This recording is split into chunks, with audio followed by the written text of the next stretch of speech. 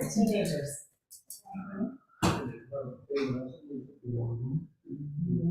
Almost there. Right.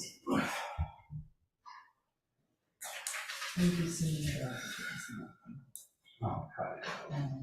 Oh, yeah, because he's extrovert, right? That's what he does. Oh, right, so.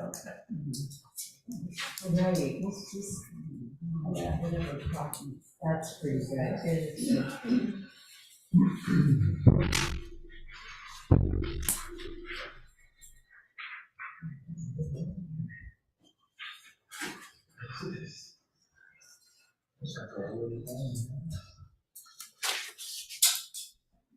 Did you find a water bottle in here a month ago?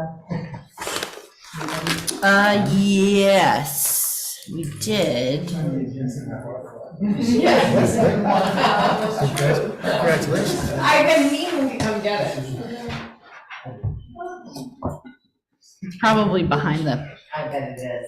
yep. And I've been here a number of times and never remembered.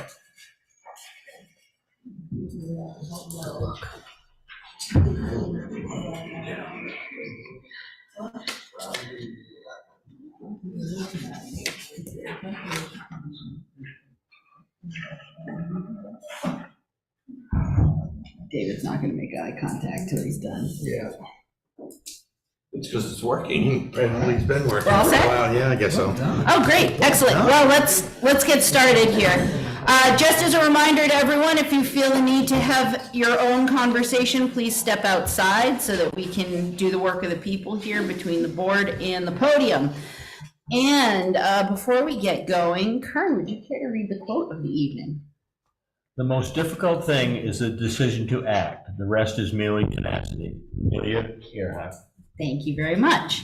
And at this point, I would like to open the podium for any non-agenda items. Seeing no one rushing up to the podium, then we will move along to the administrator's report. Just a couple of things. We had a visit from the Department of Labor doing a safety inspection last week. We anticipate that we'll be receiving a letter from them with some issues to address, probably within a month, and they'll have a time frame and whatever else they deem. Nothing, while it's all important, there was nothing life-threatening and immediate on the list when he left at the end of the day. And last week we had elections. We had a very good turnout for an off year. We had 1,009 people vote, which is approximately 46% of the registered voters. Like I said, extend a big thank you to our election poll workers and to Karen Seacott, the deputy clerk, who does the bulk of the work with elections. Couldn't have done it without her. Otherwise than that, the agenda's in front of you. Any questions for David? All right, let's move along to upcoming meetings and announcements. All meetings are here at the town office unless announced otherwise. The Heart and Soul team meets Tuesday, November 14th at noon at the community library. Athletic Infrastructure Committee is meeting Tuesday, November 14th, 5 p.m. Comprehensive Plan Review Committee is meeting Thursday, November 16th, 6:30. The town office will be closed for the Thanksgiving holidays on both Thursday and Friday, November 23rd and 24th. And the Select Board meets next on November 27th at 6 p.m. Thank you very much. And are there any upcoming community events anyone wishes to share? Seeing none, let's move along to the meeting minutes we have before us, October 23rd. I move that the board enter, oh, wait a minute. I move that the board approve the October 23rd, 2023 meeting minutes as presented. Moved and seconded, discussion. Seeing no discussion, all those in favor? Thank you all very much. And we have a liquor license renewal for the Whale's Tooth Pub, Whale's Tooth Venture LLC, doing business as the Whale's Tooth Pub. And if no one has any questions or objections, I will entertain a motion. I move to the board approve and sign a liquor license application submitted by Whale's Tooth Ventures LLC, doing business as the Whale's Tooth Pub. Second. Moved and seconded, discussion. Seeing no discussion, all those in favor? Thank you all very much. And moving rapidly along, for consideration of board, committee, and commission appointments, before us, we have the opportunity to participate in the Mid-Coast Council of Government and the grant for the Housing Opportunity Program, and we've been invited to have a representative for Lincolnville. And you'll see in your packet that I sent out an email. I've been doing a lot of thinking about it, and it feels like at this stage of the conversation, I think a select board member should be the point person at this point in the conversation, so I threw my hat in the ring. And so I'll leave it to the board to make a motion. I move that the board designate Chair Lately Dunn to serve as Lincolnville's representative to the Mid-Coast Council of Governments Waldo County Housing Working Group. Second. Moved and seconded. Any discussion? So what does that mean for the community interest form from Susan Silverio? Well, I think we can hold it as the conversation evolves, or they're looking for one representative right now. So I think in the event that the conversation gets expanded, I would love to hang on to that community interest form. Well, the way I look at it is that they ask for a citizen representative. I tend to think that board members are citizens as well. And I'm the representative to MCOG meetings. I've been to quite a few of them. I'm comfortable knowing that the colleagues sitting around the table are fellow board members. The flow goes better, I think. Yeah. Okay.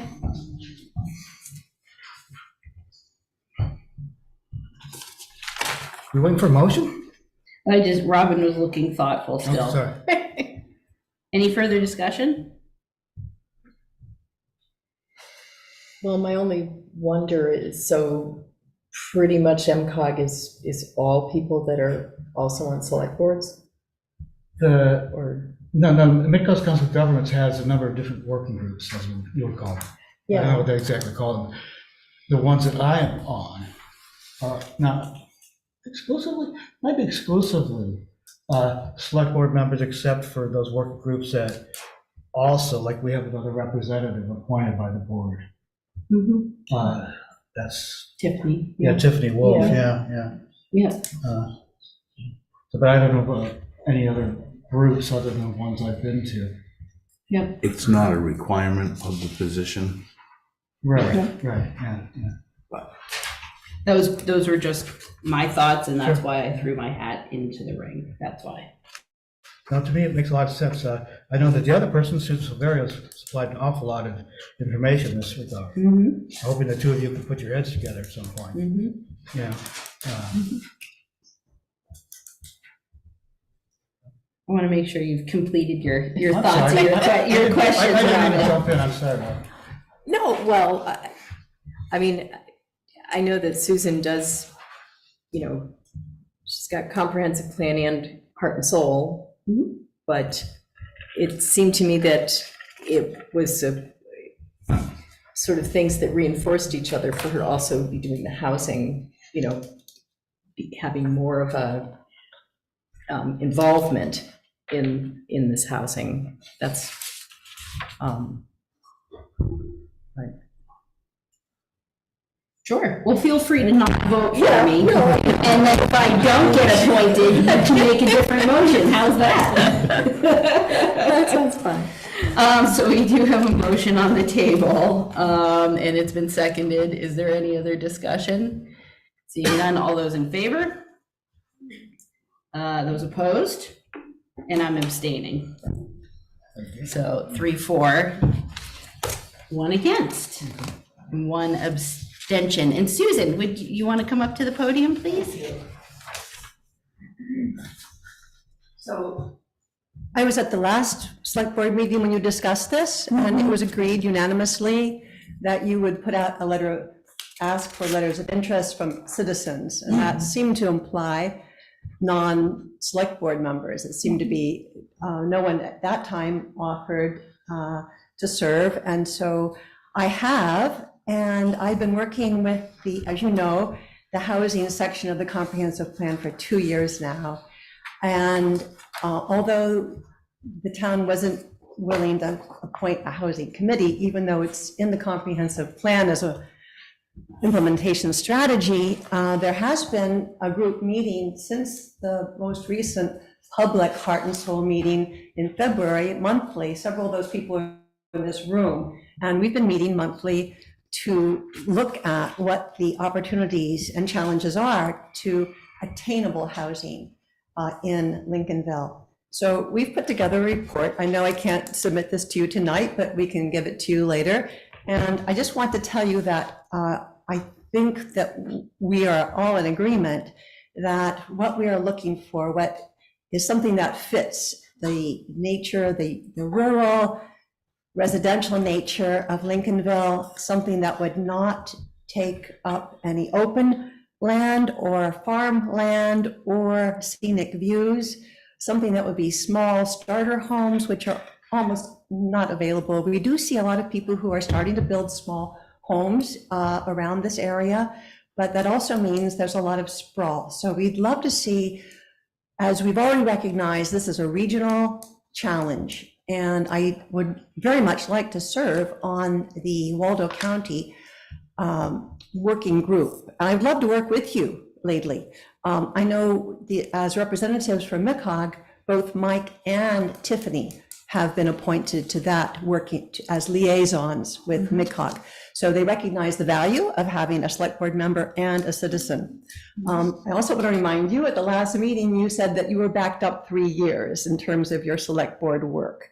I'm retired. Me personally? You As a town, we have many ongoing projects. How's that relevant to this conversation? Well, as part of the reason for not appointing a dark sky committee, because you cited that your work as a select board was backed up for 3 years. How is that relevant to this appointment? I'm just reminding you that you're already overworked. No, that wasn't what you're conflating two different conversations. Well, I'm sorry if I misunderstood. So I'd just like to say that I think there's really a good reason for both a very busy select board member and for a community citizen who's been involved in this work for many years and has done a lot of research and has something to contribute. So I would love to work with you. I think we might want to consider asking MICOG if they wouldn't do what they have done with the liaison, having both. Or certainly as an alternate, it's really helpful to have two people in case somebody forgets something or overlooks something, there's somebody else there to work with on the town level. Yeah, So- thank you for your input. Yeah.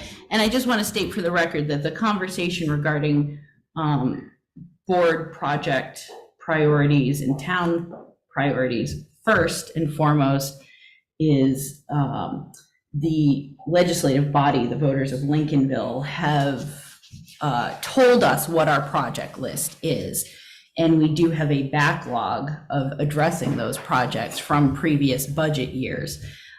So in no way, shape, or form was that conversation meant to say that myself or any one of the select board members are overworked or overwhelmed. So it's a matter of making sure that we're doing the people's work first before we start taking on more projects. Okay, and certainly this conversation no doubt will evolve as this project gets underway, and I don't think that this will be the last time that we all talk about it. Okay, well, yes. I got one more thing on Yeah, it. yeah. Because there's also, under committees, there's also the whole land use, the land. Yes, thank you. And I know that we have to work on a charge for them, but I'm hoping that we can get that done sooner than later. Yes, Because yeah. A, it's a committee that needs to be filled, and Yes. it's language, it takes a while to get Yes, done. yes, thank you so much for bringing that up, and I think it's worth saying that we do have a number of interest forms, and that I think it's obvious that we're in the middle of a very important process, and to make sure that this process plays out and that we get direction from the voters. And then the board does its work of drafting charges and making sure that we have people to do that work once the voters of Lincolnville have told the board what to do. I'm just glad we're going to get to it. Yes, yeah, so thank you for bringing that up. Next, moving along, the Mid-Coast Council of Governments is working to organize a group of communities to participate in hazard mitigation planning process. We do have information before us, and did I just see? Yeah, there you are. Oh, there you snuck in. Can I invite you up to the podium? Sure. Thank you, welcome. So yeah, Adie Filson from Mid-Coast Council of Governments. We are helping organize the communities that we work with under this hazard mitigation planning process. Waldo County is the only county in the state of Maine without a FEMA-approved hazard mitigation plan, which means that communities in Waldo aren't eligible for FEMA non-disaster funding. So if there's a declared emergency, you can, communities in Waldo can still receive funds through the emergency disaster declarations, but then anything outside of that, communities in Waldo aren't eligible for. So by participating in this plan, Lincolnville would be covered under that plan. And the plan really involves taking a look at vulnerable infrastructure, particularly in terms of natural hazards, and listing those as part of this plan. And what it would really require from Lincolnville is participation. For that, we just need a commitment letter. We're looking at anywhere between 50, let's just say around 50,000, I think is sort of the number that we're looking at for the cost of the plan. And then towns would be providing an in-kind match. So usually that would be a EMA director for the town, or someone like that, and they would provide in-kind time of just attending meetings and participating in that process. But like I said, that's, I think, especially for coastal communities and communities along Route 1 that see a lot more traffic, that have infrastructure that meets the benefit cost analysis. Participating in this process could be really valuable in terms of getting funding for projects. Good question. Yeah. Just to get back, 80, you mentioned the match, the 50,000 and the match. It's an 80-20 match, right? So the towns, assuming the towns will put in 20% of that 50. Yeah, well, I think it's actually 75-25. Oh, okay, 75-25, okay. Yeah. If we go through a sub-person like a county, or sub, whatever they call that, yeah. And then it's a soft match where the towns can do that 25% of we split it in a number of towns, but then we can do it in kind donations. Time spent traveling to meetings, time spent at meetings, mileage. Yeah, exactly. So the town wouldn't necessarily need to contribute anything financially, right. Just time. The Mid-Coast Council of Governments isn't really doing anything beyond making sure that the communities that we work with know that this is, an opportunity to have a hazard mitigation plan. The last one expired in, I think, 1 or 2 years ago.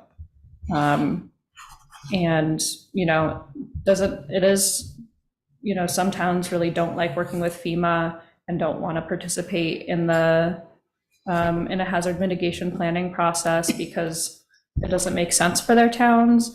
My feeling is probably that Lincolnville like I mentioned, as a coastal town, probably could benefit from something like this, especially if you have any sort of infrastructure projects ahead.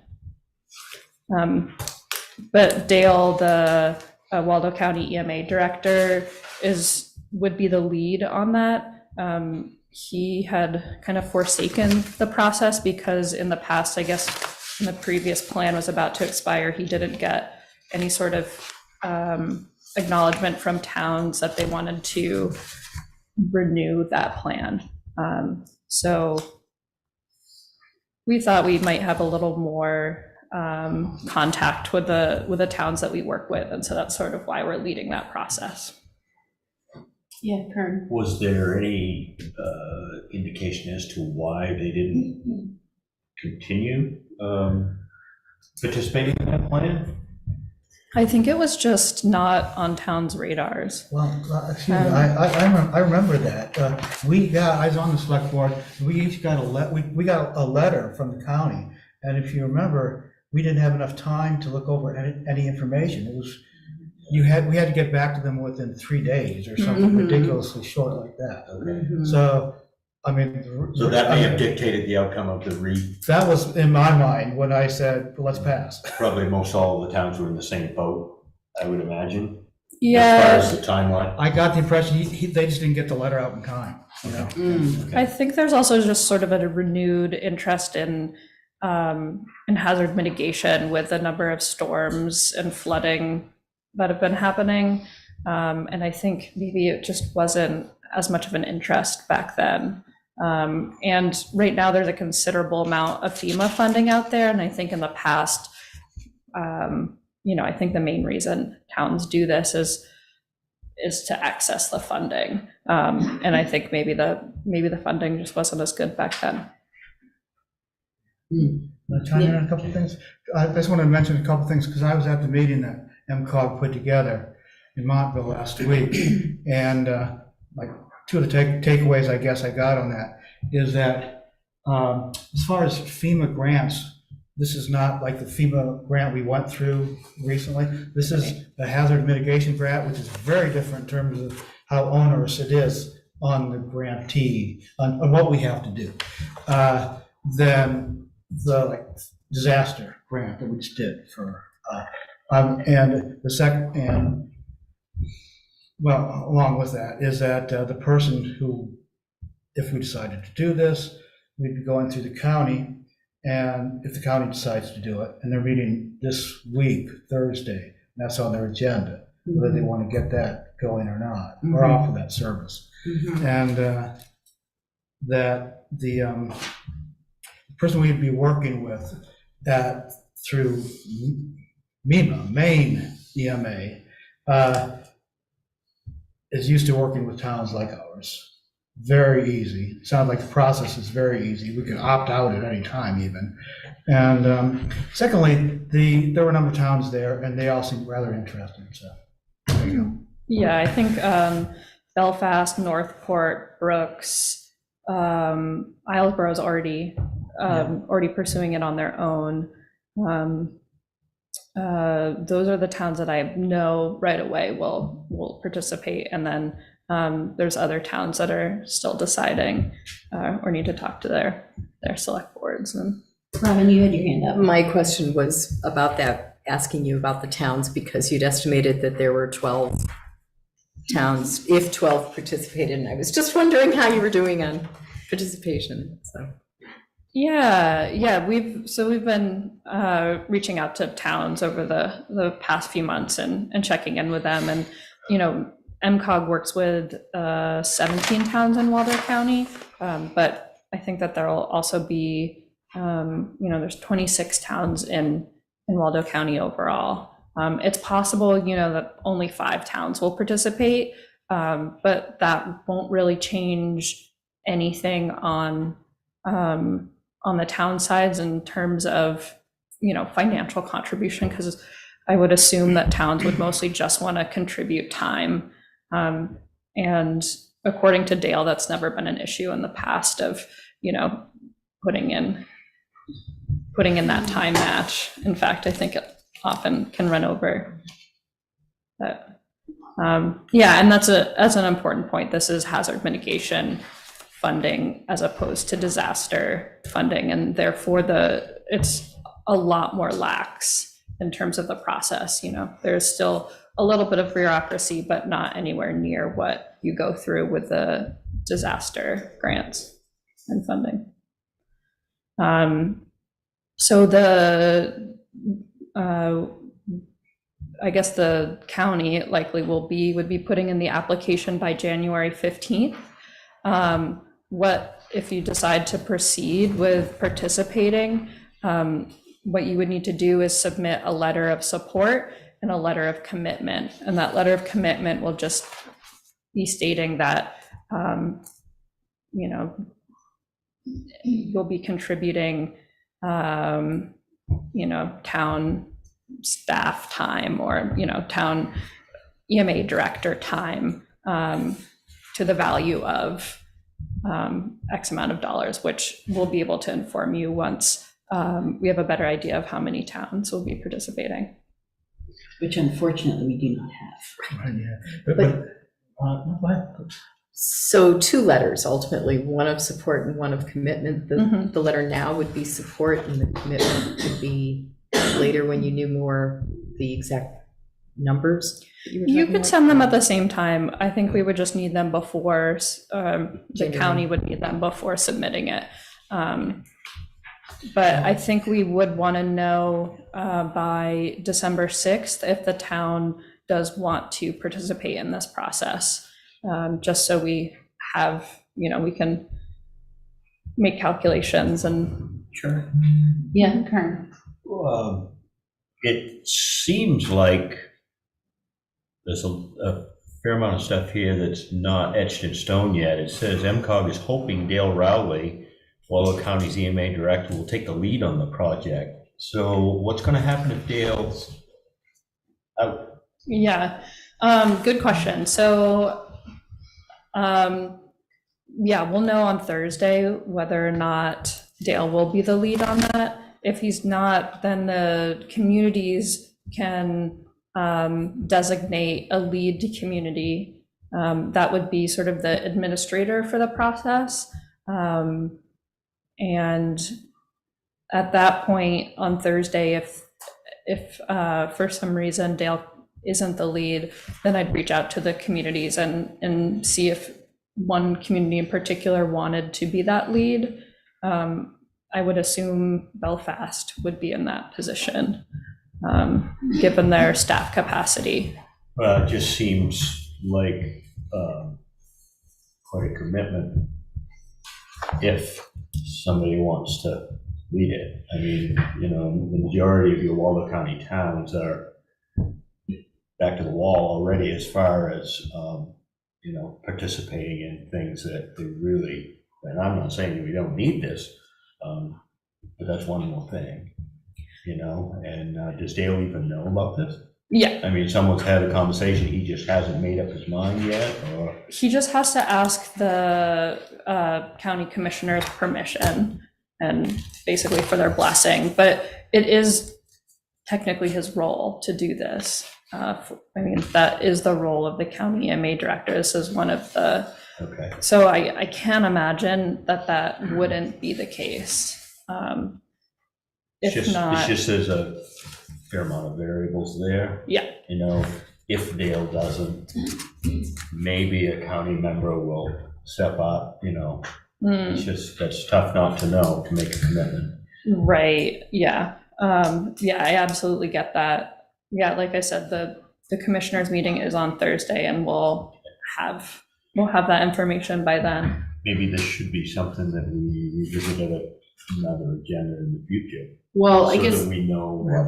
well, what I was gonna say is that, you know, since they're having that meeting Thursday, I feel like it makes sense if it makes sense to the board, if it's something that we agree, or majority of us agree on, to ask our town administrator to reach out and to participate in funding and preparing, a countywide FEMA-approved hazard mitigation plan and see where the county commissioners are going to go with this on Thursday. And then we do have time before your deadline to have another conversation about it. Yeah, I think that's exactly right. I think the county this Thursday wants to hear how many towns might be interested. Yeah. And we asked David to send a letter to the county, and then they'll have X number, and they might be more likely to say, Dale, go ahead with it. Yeah. And then we can make a decision. Okay. If we want to commit funds. Yeah. County. Yeah. Yeah, sounded- absolutely. Any other questions for Edie? Thank you so much for coming in. Yeah, and just a quick question. So when's the next? 27. 27th. Oh, okay, perfect. Yep. Yeah, Yeah. that'll be plenty of time. Okay, super. Thank you. Well, and to that end, would someone care to make a motion, please? Well, go ahead, Gordon. No. No, that's a hard no. Okay, then I'll do it, okay. I move to have the town administrator write the Waldo County Commissioners to request that Waldo County take on funding and preparing a countywide FEMA-approved hazard mitigation plan. Second. Moved and seconded. Discussion. Seeing none, all those in favor? Thank you all very much. And moving along, not quite so as rapidly, but good conversations.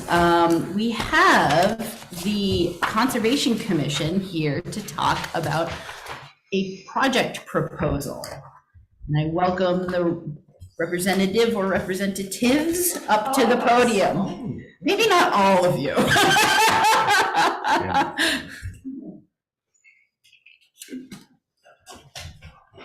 Just have to, It's firing up. Fire.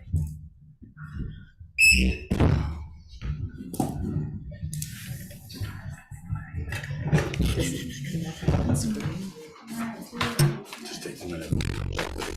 Kick on. And then they're gonna- okay to go with this in the wall? It should be, if it says no signal on the lower left-hand corner or something like that, plug her in. Tell me it goes to Amber, please, please, please, please, please, please, please, please, please, please. It made noise. There you go. Yep. Just twice in one day. It's work.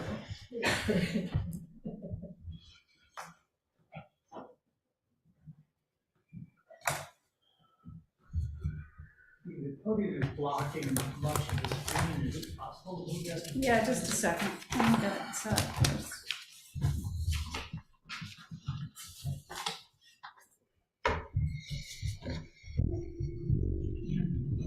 Roll. 1, 2, 3. Don't go any further. Don't- Yep, that's as far as you can go.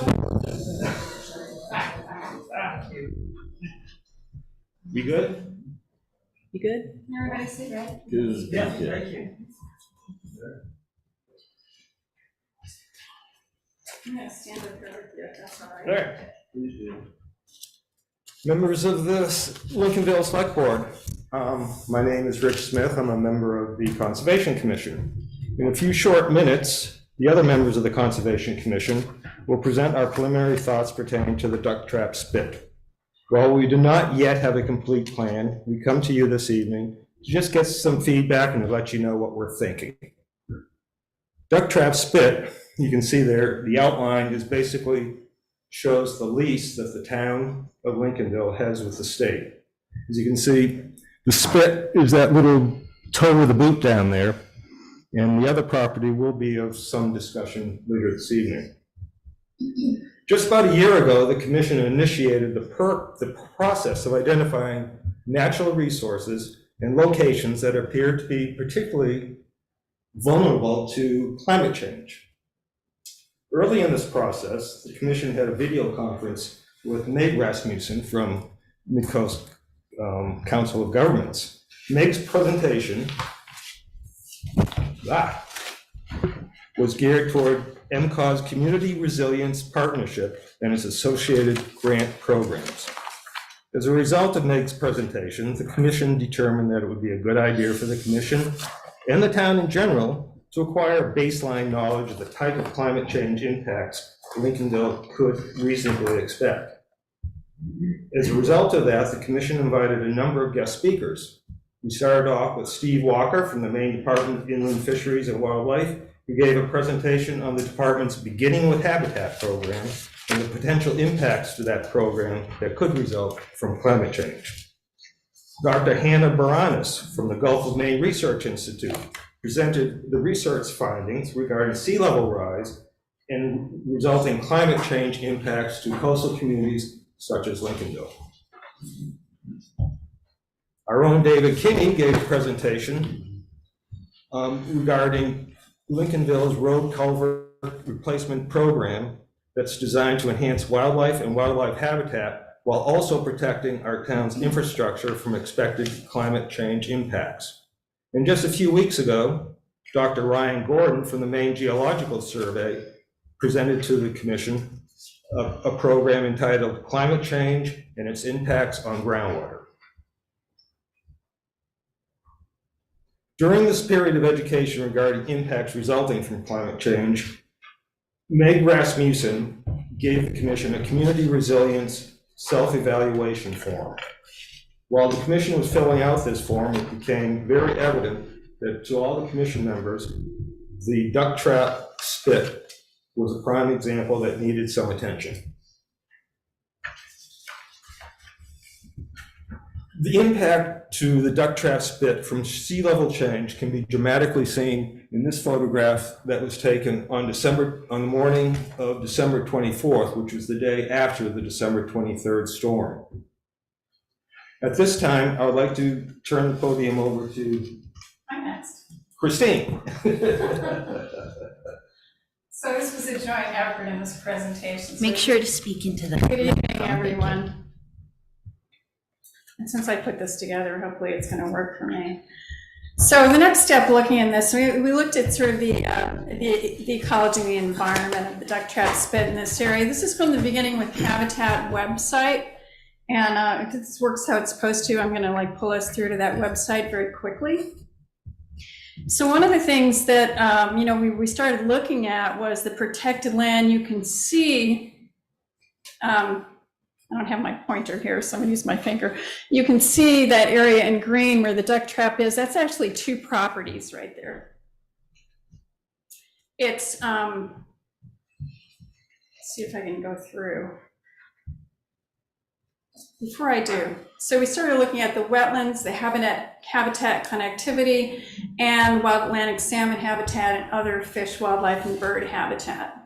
One of the things I want you to notice before I go through, in case I do lose the map when I click through, is that these are conserved lands that are showing on this map right here. You can see in the duck trap spit, that's it. It's those 2 properties, the Coastal Mountain Land Trust Reserve and the BPL land, which is now designated under the Parks and Lands and under lease, which will talk about to the town.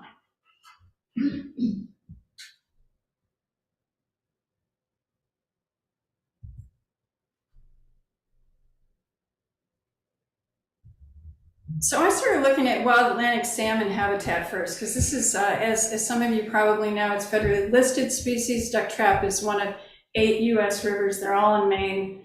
That is under habitat recovery plans, federal habitat recovery plans. What they need is what all the habitat around there, what all the birds, the fish, the wildlife, the clams need is reduced sediments and reduced pollutants. And just to be clear on this, the habitat recovery plan is the Penobscot River Plan, which includes the duck trap. It's broken into units. For 2023, there were only 5 salmon coming up the river. So this is not a major salmon river at this point. It's still a cold water stream with good forested uplands that allows the right kind of habitat, but there aren't a lot of fish coming back at this point. It would be curious to see what happens this year because we had so much rain, we had so much higher levels in the river to see if there's a higher return rate. But I'm going to do this off the top of my head. That each fish spawning, I'm guessing at this because I didn't actually write it down, but I think it's 10,000 eggs. And there's a lot of predation. They're in the stream for several years before they go out to sea. There's a lot that they go through out at sea that's not even known. They go up to Greenland to feed and they come back to their natal river. So we know that the fish leaving duck trap come back to duck trap.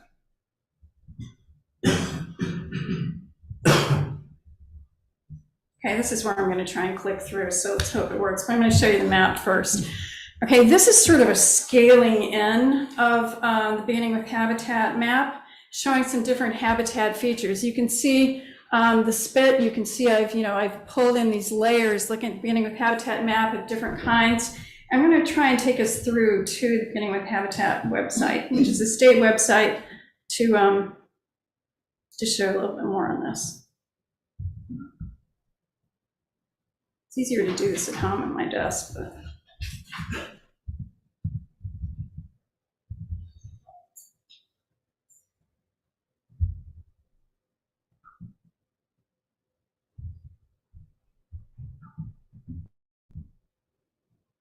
Okay, so we're looking at duck trap right there.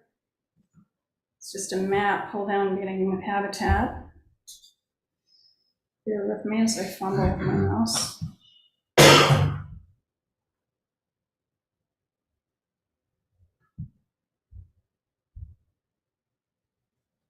Okay, so I plugged in the conserved land. You can see where those are. I just want to show the areas around that. These are the conserved lands. You can see over here where I was before. Now I'll be able to pull those out so you can see them a little bit better. Maybe. No. So there's the Murray Preserve. You can see that highlighted. That's Coastal Mountain Lands Trust land. This is the property that we're talking about tonight, and the one that the first map was showing.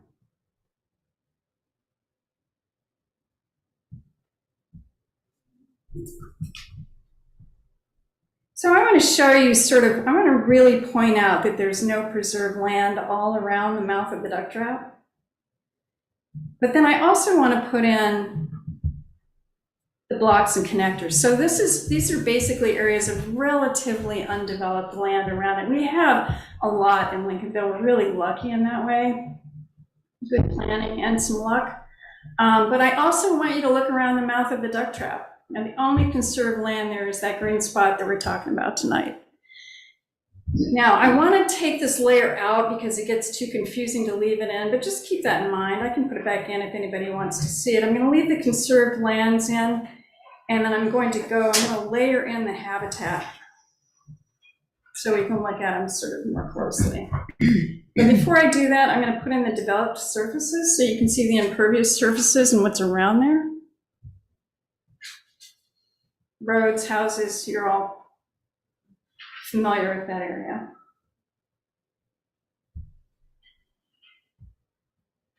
It's a little slower than at home, so bear with me here.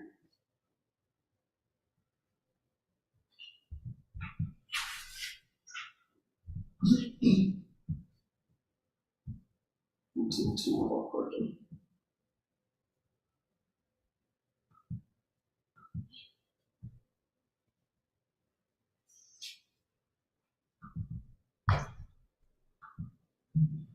So you can see I just put a layer in the screen's not quite showing it. Let me see if I can move this over. Oh, I guess I can't. Well, we can see enough of it. Sorry about all the extras there. Okay, I just want to point this out because it's just an oddity I didn't know about. This is an aquifer, and it's kind of interesting that it's below the cemetery. Just saying. But anyway, I'm looking at the wetlands alongside, past the spit, the wetlands to both sides of the Duck Trap Harbor. Those wetlands are pretty important for a bunch of species, and they have been inventoried by the National Wetlands Inventory, so that's not a guess that they're important.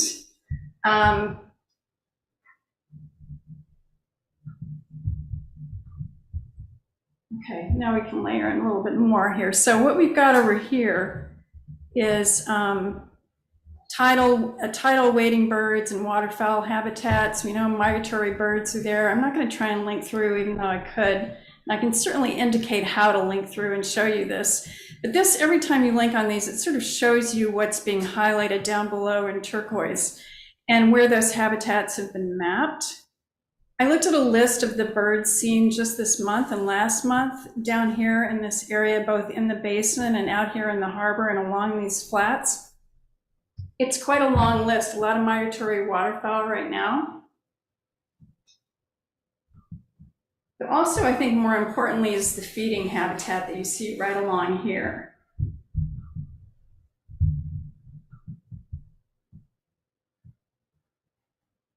All right, now comes the big one. I might even have to get rid of the other one so you can see it.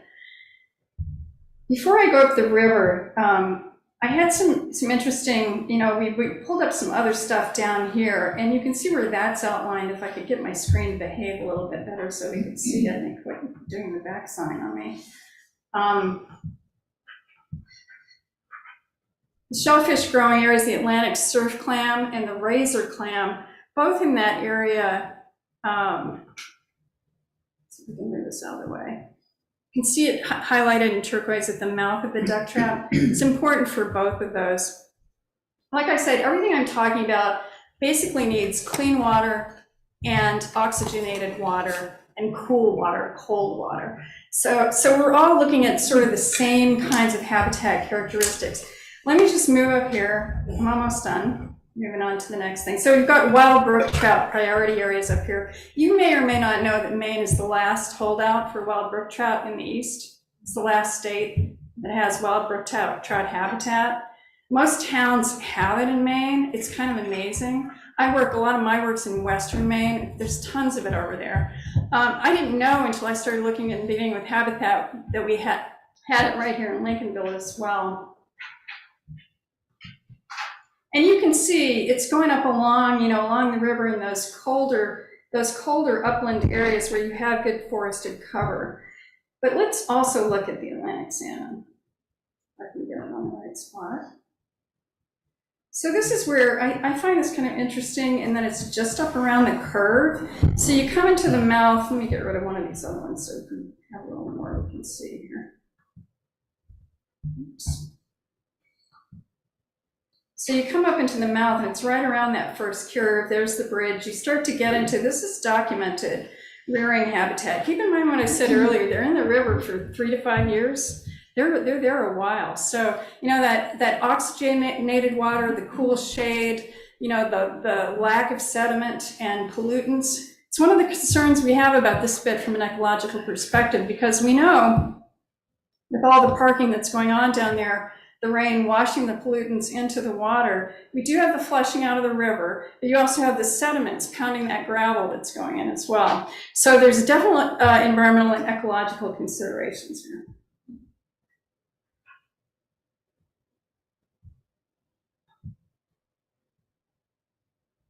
Wow, that was a little clumsy. I apologize.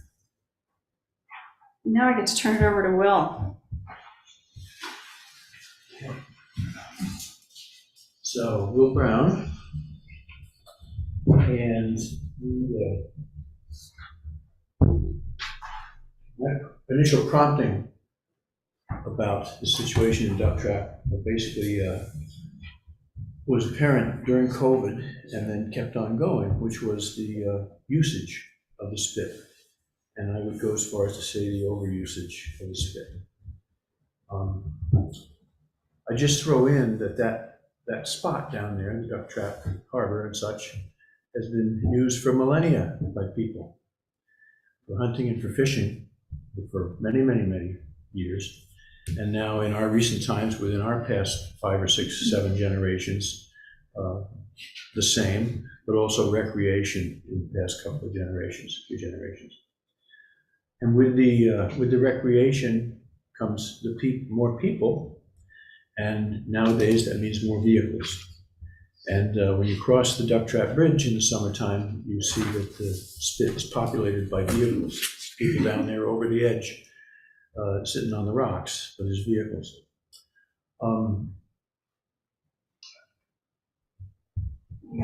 Yeah, I will. I just got to get comfortable here. It's not, where's the coffee?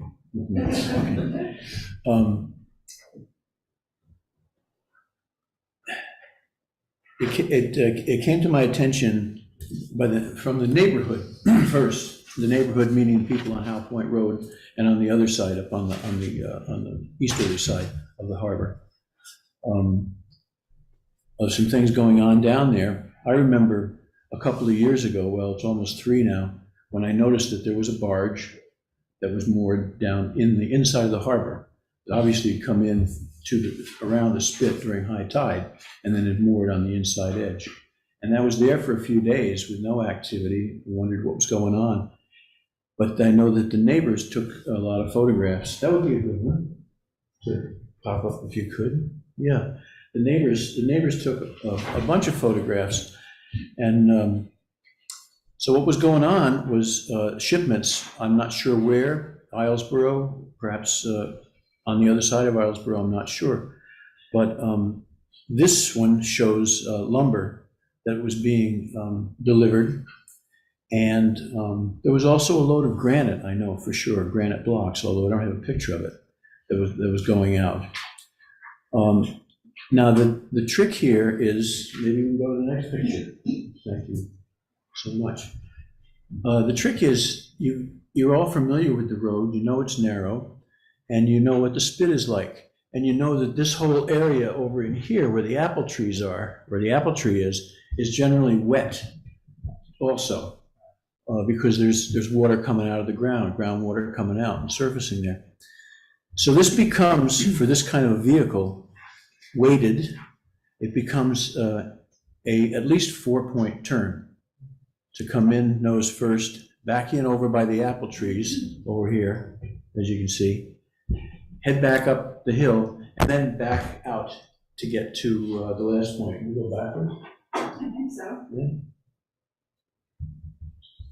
To back out, to back over there. It's a little tricky in this photograph to see, but the right rearmost wheels on the trailer are over what would be the high tide line. That much weight with that much turning to maneuver itself into that position puts a lot of impact on a small area, a small footprint. As solid as that's been there for millennia, as we know, it wasn't, the spit probably eventually will not have been built for that kind of activity. So I have questions about that, if it's proper. I understand just in the past, I think when we were reading the packet for tonight, that back in 2019, this issue may have come up before. It may have been in regards to driving, as the other photograph I showed you, I had a pickup truck out on the flats at low tide. It may have been more with that issue, but that there aren't a lot of state regulations, I guess. This is a question as much as a statement, to regulate this kind of activity, or to regulate activity driving with your vehicle to go out onto the flats at low tide. So I'm wondering about that. Is there anything that we can do there? I also saw that historically, maybe in 2019, when Josh Gerritsen was kind of the point on finding out about this, that the word signage came in as a possible first attempt to monitor in some way the activity there, regulate it. So I just throw those things out in regards to the commercial aspect. This enters into public safety to a degree too, but the real public safety thing is when there's a spit that's filled up with cars in the summertime. And can you get to that picture? It's actually at the end with the, So I can't talk with the about it. wrap up. Put the picture up. Oh, they're all good. Yeah, they're all good pictures. Great pictures. Okay. It's been more crowded than that down there. But what I wonder about in terms of this being a leased piece of land that we are leasing from the state of Maine through Bureau of Park and Recreation and Parks and Lands, that if something happens down there in terms of the worst case scenario, someone's backing out and another person gets hit, that may be walking around that the driver doesn't see. Who's liable? And I think in the end, it's going to come down to the town being liable for that kind of a thing, which is not something that any of us want. So it seems that that's an issue that needs to be addressed in some way, shape, or form. And that's part of my reason for the presentation here. Well, can I add something for public safety? Sure. I would think another thing, having been down there a lot. Christine, could you step close to the microphone? I think Thank another you. thing about being down there a lot from public safety point of view is somebody just accidentally going off into the basin. It wouldn't be hard to do, hit your gas instead of a brake, or, not have your parking brake on right. It would be pretty easy to do. Right. Or go down the backside into the backwater, into the harbor itself. Just a little bit now about the lease. I guess I don't need to change any pictures. All that information's in the packet, you've all read it and such like that, but to mention it for folks at home, that this piece of land, it's a 10-acre parcel, although this is what we're focusing on right here, is down by the spit. It's owned by the state of Maine. It's leased to Lincolnville under the management objectives of both the State Bureau of Parks and Lands and the state of Maine. It was signed in 2007, and that was for a 25-year lease. So we're good there with that lease up until 2032. And then there's a possibility to extend it for another 5 years after that if the town chooses or if the state chooses to let that happen. In terms of the responsibilities of that lease, this is where it comes back to our responsibility to this piece of land. The state of Maine is responsible to manage duck trap, and now the town of Lincolnville, through the Board of Selectmen's authority back in 2007, is responsible for the maintenance of that. And that responsibility is for public conservation, for recreation, and or educational programs. The state of Maine also determines the use of the premises in public interest, is for public interest, and is consistent with management objectives of the Bureau of Parks and Lands. Their objectives, for Bureau of Parks and Lands, say that Maine public lands are managed to provide public benefits while they are stewarding the lands and the waters for future generations. And those include items such as vital wildlife habitats, geological features, the spit, and historical and cultural sites, the entire neighborhood, so to speak. So I hope that we can come up with some way to lessen that situation in future. And I guess that's look upon some discussions with you folks and whoever else may be involved, in the Bureau of Parks, the state, whatever, to see if there is anything that we can do to make that a safer place for people, and also a more protected place for the place's sake. Okay, thanks.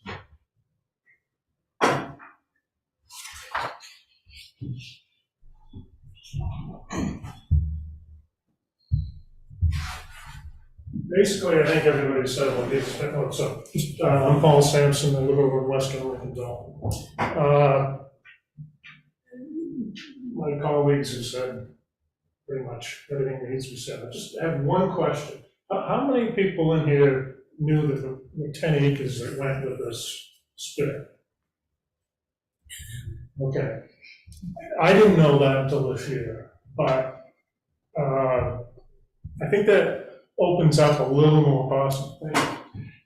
more possibilities of some of the things that you saw in your packet, on the previous slide that said, A plan, B plan, whatever. It's too early to have a plan, but any plan that came up through some of the things that were listed on there, regulating the parking, having handicap accessible parking, having walking access down to the spit and to the beach. It'd be pretty easy to tie this together quite well. We've got a good model now over with Knobscott Park. This really is, I feel, one of Lincolnville's premier recreation areas. I think that the time's come with such heavy demand that we had in the last few years on that little spit of land to get all the players into one room and see what can the town really do on that, what does the town wish to do. And that's why we're here this evening, to find out how would you like us to proceed. When Richard listed the various grant opportunities and such that we've pursued, and some of those are a little time sensitive or whatever, but if we could get direction from the board, let's say by the beginning of the year, or something that would help us know what we're doing this coming year. So, thank you. If you have any questions, you know where to find us. Thank you all for this incredibly comprehensive package of information and presentation. The thought that you've all put into it is apparent. And so thank you very much. Board members, questions for the presenters?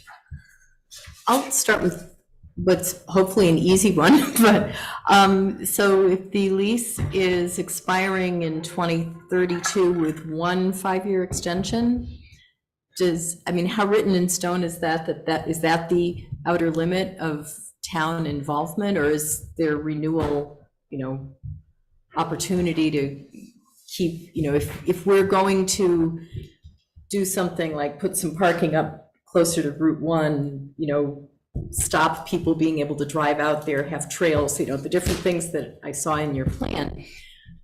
Are we looking at the foreseeable future that we'll still have access to this as a town? Well, the lease is good for what it says, and to have that option for the other 5 years. I'm almost feeling like I ought to give you, David, do you want to say anything about this?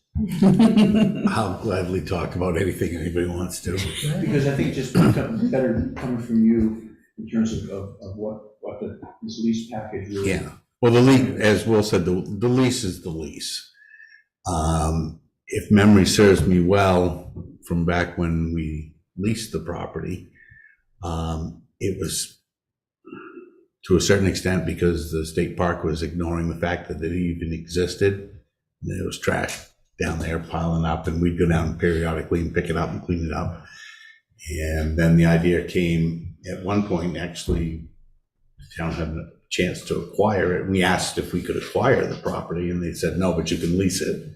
And so the select board at the time proposed to lease that property. We've put down, we have trash pickup there in the summer. We have a porta potty there to provide some basic facilities. I think the 25 years was picked at the time because they didn't see any state active management to be forthcoming. But they thought at some point that might actually be the case, and they might want to take it back. Anything the state of Maine has, they have the ability to, well, I shouldn't say anything. Most everything the state has, they can lease to somebody else for a purpose. I think it probably would be an opportunity when we got closer to find out. We could ask now, and they might just say, well, you've got another 10 years, don't worry about it. The other thing that may impact that is depending on where the state of Maine got the funds to acquire that, or if it was a gift or something, that may have bearing on what can and cannot be done in the future. So that if we were to put a parking lot there, we'd obviously need their permission, but that might not be something that they could get rid of after, again, it all depends on how they acquired it and what rights somebody else might have or requirement they put on that property. But I think anything they have, unless they actively look to create a park or something, it would be open for discussion. Did I talk around that enough? Yeah, because in the lease, one of the things that there is allowance for is that the town of Lincolnville may make improvements there, which is a pretty broad term. But under the guidelines for environmental protection or recreation or public safety, improvements are things that would be allowable. But it still means we've got to go and have a conversation with what those individual improvements might be to all the stakeholders there being, first to the park and lands, which is going to filter right back down to the state. And DOT is going to be in on that discussion too, because if you recall that upper southwestern corner of that parcel of land that was on the map, it was a staging area for when they redid the duck trap bridge. When they built the duck trap bridge, you remember there used to be a house up there, an old house that was raised, but they staged that area for equipment and materials. So it's a valuable little piece of footprint for the DOT in a sense, at least that corner of it is. But it's also something that's ideal for perhaps another purpose, just when you dream about the what ifs. For Christmas, if I could have a parking lot. Oh, that'd be a great place for a parking lot. Anyway. Robin, any more questions right now? Nope. Anyone else have immediate questions? Yes, Mike. Yeah, well, I mean, y'all pointed out really very well, the need for continued discussions about this property. We can't just let it sit and pretty much settle under the weight of vehicles.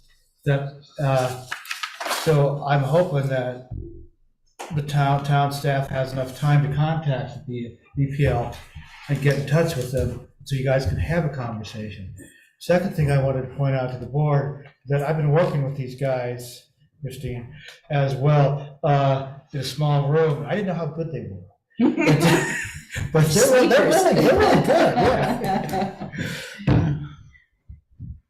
Karen, Steve, anything at this time? Yeah, I mean, I think you put very succinctly the crux of multiple different stresses that are being placed on a small footprint of land, and it really has escalated drastically in the last 4 to 5 years for sure, and in the last 2 to 3 it's become pretty critical. So yeah, I mean, it's obvious that, we need to ask some of the, I guess, people in charge when it comes to ownership of the land. And I would say that also, this falls soundly on the board's priorities workshop list to factor into, as we move through this conversation, which I think will be ongoing, but putting it in the queue just in terms of, making sure that we're vetting it with budget, timeline, all of those kinds of things as other answers reveal themselves from authorities greater than us. So, I think it's a conversation worth exploring. And so as such, I would encourage a board member to make a motion. Move to have the town administrator in contact the appropriate party at the State of Maine Bureau of Parks and Lands to, in conjunction with the Conservation Commission, share with them the concepts developed by the Conservation Commission and seek their input as to the feasibility and advisability of the concept, and then report their findings to the select board. Second. Moved and seconded. Further discussion? Seeing none, all those in favor? Thank you all very much. And I think with that, we'll gather some more information and get back together with you all and see where it goes from here. Thank you again for your time. Great presentation. And moving along, the select board voted at its last meeting to instruct the town administrator and the town attorney to prepare a moratorium ordinance consistent with Title 30-A, Section 4356 regarding major commercial site plans and a special town meeting warrant for our consideration. We have before us the memorandum from Attorney Daggett, as well as all of the associated language, draft special town meeting warrant, and the notice of public hearing that the planning board would be required to hold. I think that it is important to note that at this time, the select board has not taken an official position on this topic. What we are doing is we are following the process, and thus far has committed to putting this language to the voters of Lincolnville, that we believe that the people have the right to weigh in on this conversation. And so that is the process that we are undergoing, not that the board has made a decision for the town. And so as such, I think, and with no further ado, I would like to hear a motion, please. I move that proposed Town of Lincolnville major non-residential development project moratorium ordinance be advanced for voter consideration at a special town meeting to be held on Monday, December 11th, 2023 at 6 p.m. in the Lincolnville Central School, that the select board approve and sign the special town meeting warrant, that the planning board conduct a public hearing on the proposed ordinance at 6 p.m. on November 29th, 2023, with a storm date of November 30th, 2023, and that the proposed ordinance be made available to public in advance and at both the public hearing and the special town meeting. Second. Moved and seconded. Is there discussion? Seeing none, all those in favor? Thank you all very much. Was there any questions from the audience? Okay. We hope to see you all at the following events that will unfold as a result of this vote tonight. And thank you all. I know, we've got more fun stuff. Oh, yeah, it just gets better.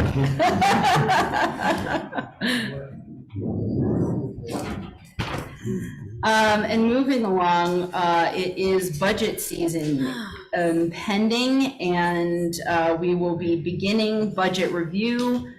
And we do have the town meeting and election schedule to consider. And we will be needing to have the board available for our receiving the presentations of our various committees, commissions, and boards for their requests for the budget. David, would you care to speak on this? Sure. We try to get the schedule out early so that you can schedule your schedule, and we can alert the public to what's going on and when. The key dates on the very draft schedule you have, working backwards from the bottom up. First key date is Tuesday, June 11th. That's when the state will be conducting the state primary election. So we'll be over in the school gymnasium voting. Hopefully we'll dovetail the local elections with that like we've traditionally done. We're not required to, so if you want to pick a different day, feel free and watch my head explode. So that's a key date. And then working back from that, in order to get the budgets prepared so that we can actually vote on that date and the annual town meeting, the open portion, the other key dates are February 13th and February 15th for presentation. I think, well, everybody on the select board has participated. Robin's participated as a budget committee member in the past. That's where we invite in all the department heads and committee chairs and agencies that are making requests to sit in and give their 5 or 10 minute blurb and so you can get the whole picture of the various budget requests. It is nice to have a quorum or more of select board members to hear, because ultimately at your subsequent meetings, you'll be reviewing the budget request, making changes, and if you haven't heard what they're asking for, it's kind of hard to make meaningful change. Also provides a good opportunity to ask some questions of people. So those are, and the actual date at the bottom for the open town meeting, assuming we're going to continue with open town meeting. Last, I don't know, 10 or dozen years, it's been on a Thursday evening versus a Saturday morning. But maybe 15 years now, I don't know, it all runs together after a while. No, it's been maybe 10, 11. So the, however long it's been, I guess it doesn't Long make enough. a whole lot of difference. The 11th is a key date.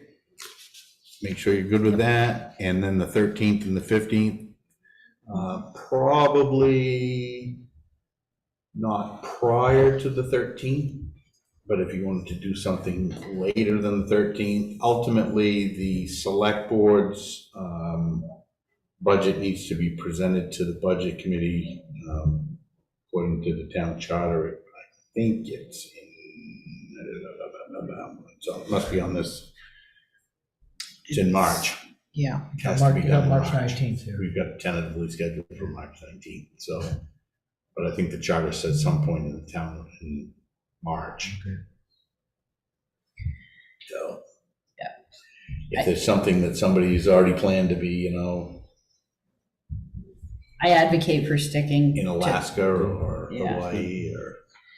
I think sticking to Thursday. I was on the board when we switched from Saturday to Thursday, and we, at the time, had a robust conversation, and there's no winning one way or the other, really, is that if you have it on a Saturday, then it's guaranteed it's going to be the first absolutely gorgeous bluebird day that we're going to have, and then having it at night on a weekday, the argument is that parents and children and those sorts of things can attend, and it seems to work out scheduling wise. So, and I think consistency too, so people can plan ahead. There's Yeah. argument for that too. Yeah, I agree. And last year, we actually saw the numbers increase. And it'd be nice if that kept going. So I'd say stick with Thursday. Potluck would be awesome. Yeah. I think there's work in the works. I'm sure, yeah. So any of these dates, particularly around the 12th, 13th, 15th, jump out at anyone? Yeah, I'm gonna No. run this by my schedule keeper, but this looks good, as far as I can see. Yeah. Doable in general? Yeah. Okay, sounds good. Well, I'll entertain a motion. Okay. Get back there. I move that the annual town meeting in June 2024 be conducted with ballot voting on Tuesday, June 11th, 2024, followed by the open portion of town meeting on Thursday, June 13th, 2023 at 6 p.m. and at the annual town meeting warrant be prepared to indicate such. Second. Moved and seconded. Any? Correction. Ooh, oh, thank you. What happened? You said June 2023. Because somebody typed it that way. Yes. Oh, that's so funny. Okay, good, thanks. Didn't even notice that. Okay. 2024. Yeah. Okay. Good catch, Steve. So moved with the correct date and seconded with the correct With the date. correct date. Any further discussion? Seeing none, all those in favor? Thank you all very much. Sorry about that scheduling error. Yeah, no, good catch. My brain definitely was. Notes probably at 2024, but Yeah, that would be hard to do. Okay, moving along to select person updates. Kern, what do you have for us? We've had a Metro Solid Waste Board of Directors annual meeting, election of officers. Good. I was extremely concerned by the previous meeting as to how that was going to go, and it went exactly how I thought it would. We now have a green chair. I'm the vice chair, which I don't feel, considering the players, makes any difference at all, but at least there will be a voice heard at the table. And I've made mention of we need to meet more, we need to resume our committee work and everything, and I guess it was taken under advisement. So I'm concerned, to say the least. So I'm sorry, are you concerned about like, the operations as opposed to the I'm concerned with management? I am concerned with the way the board is acting. Okay. I say there's a green chair, but the person does not have the institutional knowledge to effectively, in my opinion, does not have the institutional knowledge of the organization to run it effectively. I was involved in a meeting to talk about this prior to it happening with one of the member towns. And nothing went as I was told it would. So I just want to bring to the board's attention that although there is probably not a lot that can be done, other than participate the best we can and do the best we can for our town, I am concerned about it. And they're weighted votes, so Yeah. that's an added. Time will tell, and I'll get back to you. Yeah, okay. So I was gonna ask you to speculate. But time will tell. No, I just think, with tipping fees, costs rising. It's all It's a rising. burden. It's all rising. Oh, yeah, no, it's all rising. So while that costs are going up, it looks as if management or the levies might be going down or being less. Well, for efficient. the last 3 years, Not good time. basically what we have tried to do is manage the town's contribution as flatline and try to make up the rest with the bag fees. I mean, it's whichever way you do it, it's going to come out of the taxpayers' pocket. Yeah. But it's getting to a point where it probably is not going to, the budget is probably not going to be flatlined to each town this year. Although, how many times have you guys met? I mean, so the budget committee is, and the last budget committee meeting that was called was like the day before it happened. Okay. And you can't, with no notice, one gets concerned about that. Sure, yeah, okay. So I'm reporting my concerns. Yeah. And more information to follow. Thanks. Thanks, Karen. Yes. Mike? I don't have anything to report, except what I mentioned earlier with the MCOG hazard mitigation thing. Yep. Last week, there was the monthly meeting took place in the Montville Fire Department, as well attended, I think, by half a dozen, maybe 7 towns. The Dale Rowling, the county EMA guy, emergency management guy, 2 people from the state who would be handling any type of mitigation grant if it were to happen. But it was well connected with people, seemed very interested in it, and I tend to think that this Mid-Coast Council of Governments is here to stay in Waldo County.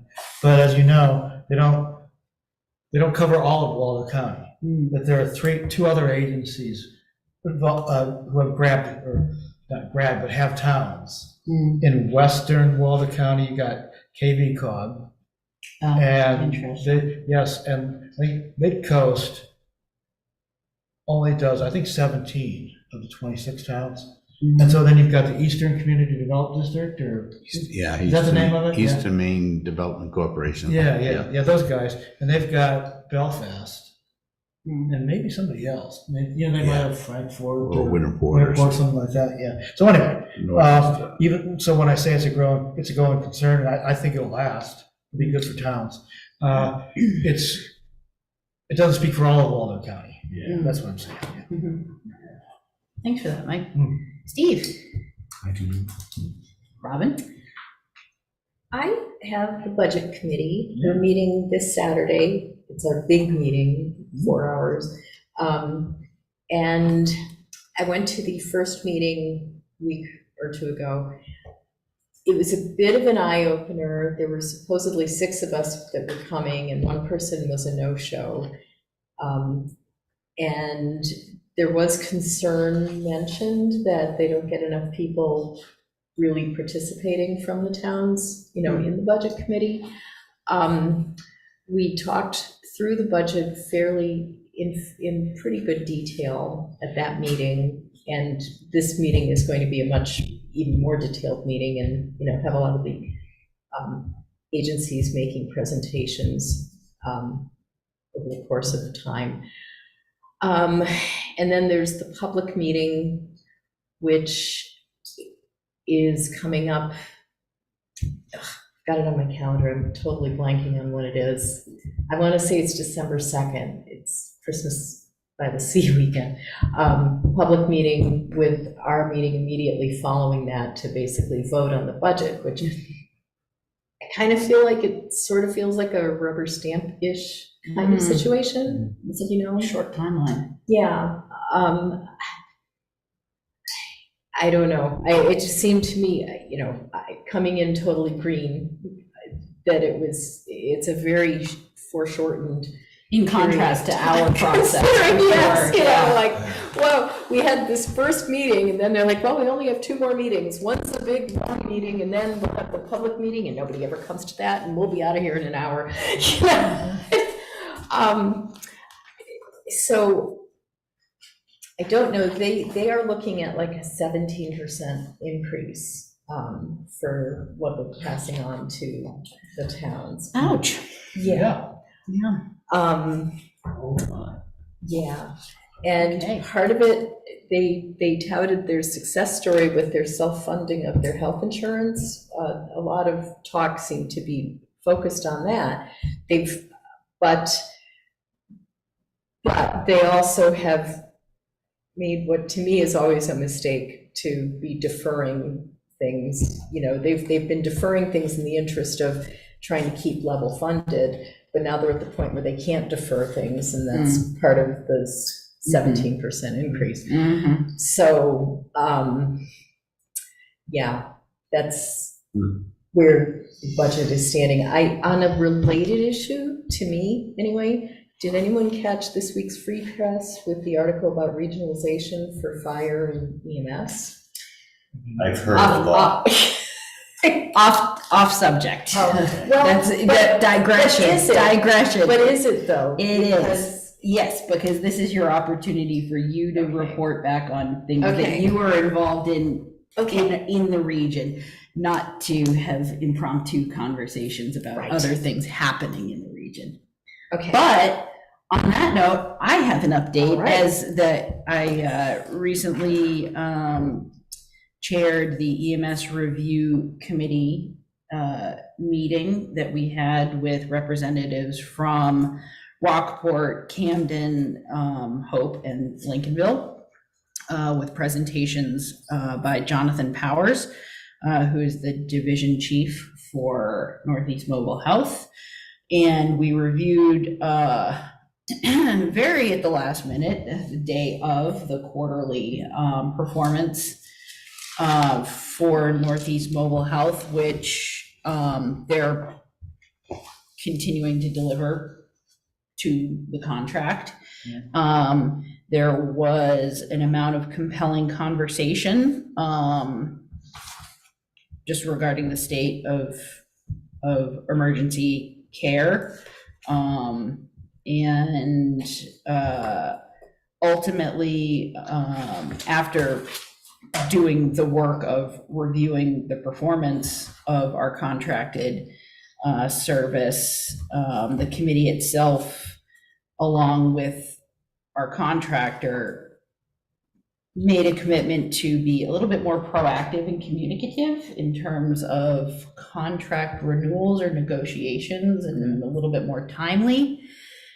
And that the various communities will make an effort to be in better dialogue regarding the intersection of community needs and desires and wants, and where that in the Venn diagram ends up with service providers and what our communities are able or willing to afford.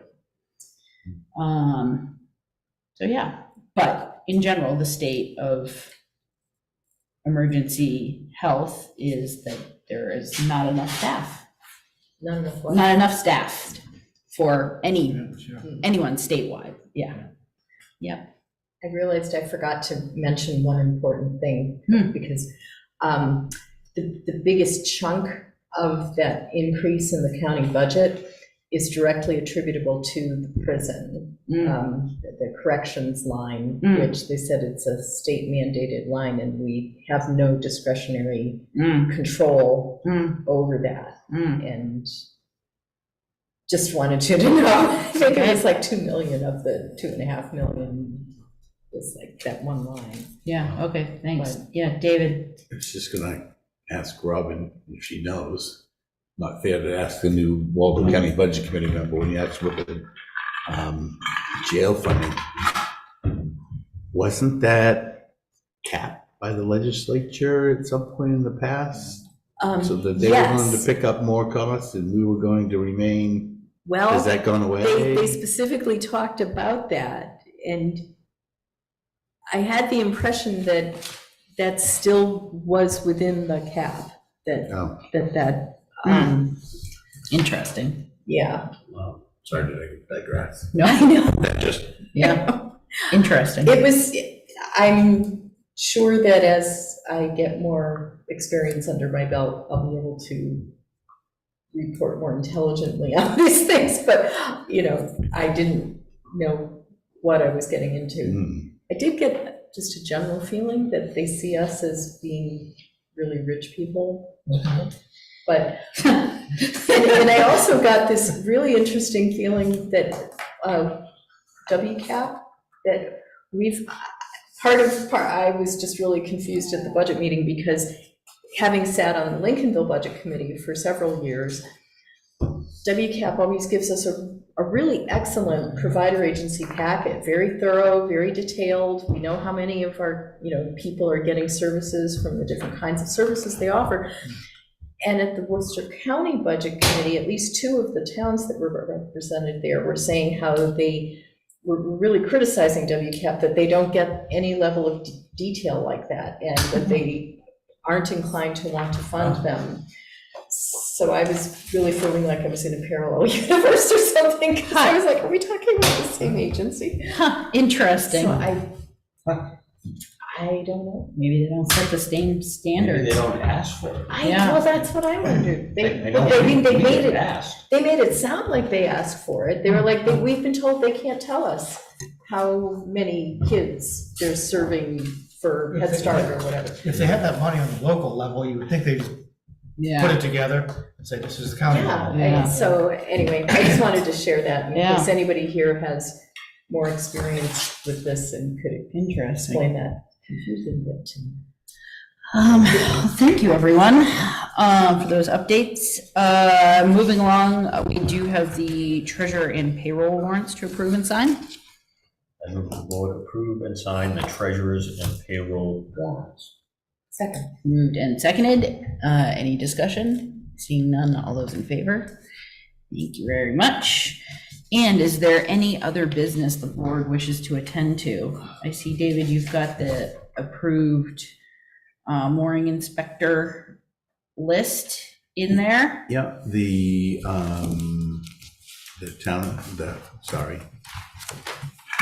harbor master is supposed to provide that list to the select board by the second Friday in November.